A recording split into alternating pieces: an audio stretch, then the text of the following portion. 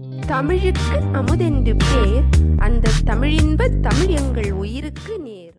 Hello friends, நம்ம சேனலில் orange பழத்திலிருந்து orange செடி வளர்க்குறது எப்படின்னு ஒரு வீடியோ போட்டிருந்தேன். ஒரு சில டெக்னிக்கல் ப்ராப்ளத்தினால அந்த வீடியோ நான் டெலீட் பண்ணிட்டேன். ஸோ அதுக்காக இன்னொரு வீடியோ அப்லோட் பண்ணியிருக்கேன். பார்க்காதவங்க பார்த்துக்கோங்க.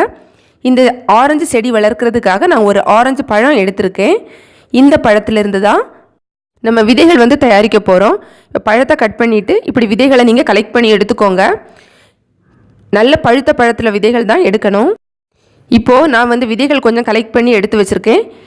நீங்கள் இந்த மாதிரி விதைகளை எடுத்துட்டு இதை அப்படியே நம்ம மண்ணில் நட்டு வைக்கலாம். அப்படி இல்லைன்னா இந்த விதைகளில் ஒரு தோல் இருக்கும். அதில் கொஞ்சம் தோலை மட்டும் நம்ம எடுத்துட்டு அதுக்கப்புறமா வச்சோன்னா சீக்கிரமாகவே முளை வரும்.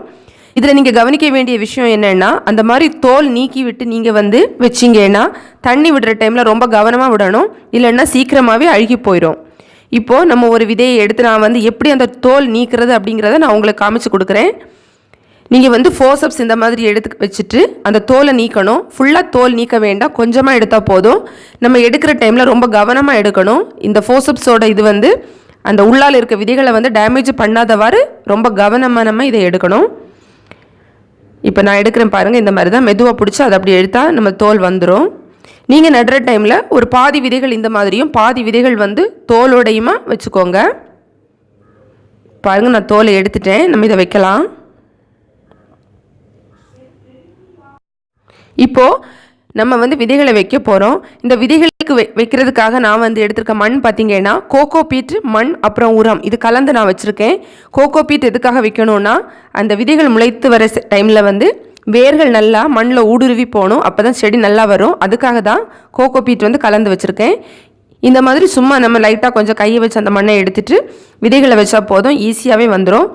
உங்களுக்கு நீங்கள் இந்த விதைகளை வச்சு ஒரு 2-3 வாரத்திலேயே முளைகள் வர ஆரம்பிச்சிடும். ஒரு சில விதைகள் பார்த்திங்கன்னா 1 மாதம் வரை கூட ஆகலாம். ஆனால் பொறுமையாக இருந்து நீங்கள் அதுக்கு தண்ணி கரெக்டாக விடணும். ரொம்ப அதிகமாகவும் தண்ணி விடக்கூடாது, அழுகி போயிடும் அந்த விதைகள் எல்லாம். ஸோ ரொம்ப கவனமாக நம்ம இதை பண்ணணும். இப்போ நான் விதைகளை வச்சுட்டேன். இதுக்கு நம்ம கொஞ்சம் தண்ணியை ஊற்றி வச்சிடலாம். ஒரு 2 வாரத்துக்கு பிறகு நான் வச்ச விதையில் ஒரே ஒரு செடி மட்டும் முளைச்சி வந்திருக்கு. மற்ற விதைகள் இன்னும் முளைக்கலை. அதுக்கு இன்னும் டைம் அதிகம் ஆகும்னு நினைக்கிறேன். இப்போது இன்னொரு விதையும் கூட முளைச்சிருக்கு. ஸோ 2 விதைகள் முளைச்சிருக்கு. இதில் முதல்ல முளைச்சி வந்த அந்த செடியை மட்டும் நான் தனியாக வைக்க போகிறேன் ஒரு பாட்டில். எப்போவுமே முதல்ல வர செடி தான் ரொம்ப தரமானதாக இருக்கும். நான் சொன்ன மாதிரியே நான் செடியை தனியாக பாட்டில் வச்சு இது அதே செடி தான். பாருங்கள் இவ்வளோ அழகாக இருக்குது அப்படின்னு. இதே மாதிரி நம்ம சேனலில் ஆப்பிள் செடி வளர்க்குறது, புதினா செடி வளர்க்குற வீடியோஸ் எல்லாம் நான் போட்டிருக்கேன். அந்த வீடியோ இதெல்லாம் நம்ம சேனல் பிளேலிஸ்ட்டில் கார்டனிங் அப்படிங்கிற தலைப்பில் இருக்கும். தேவைப்படுறவங்க பார்த்துக்கோங்க. பாருங்கள், ரொம்ப க்ளோஸில் வச்சு இது நான் எடுத்திருக்கேன். எவ்வளோ அழகாக இருக்குது அப்படிங்கிறது. ஆரஞ்சு செடி நம்ம ஊர் கிளைமேட்டுக்கு வருமா அப்படிங்கிற டவுட்டே உங்களுக்கு வேண்டாம். ஏன்னா அந்த வெரைட்டியில் உள்ள சாத்துக்குடி, அதாவது மொசம்பி அப்படியெல்லாம் சொல்லுவோம்ல, அந்த செடி எங்கள் வீட்டில் ஏற்கனவே இருக்குது. அதில் நிறைய காய்களும் வந்திருக்கு.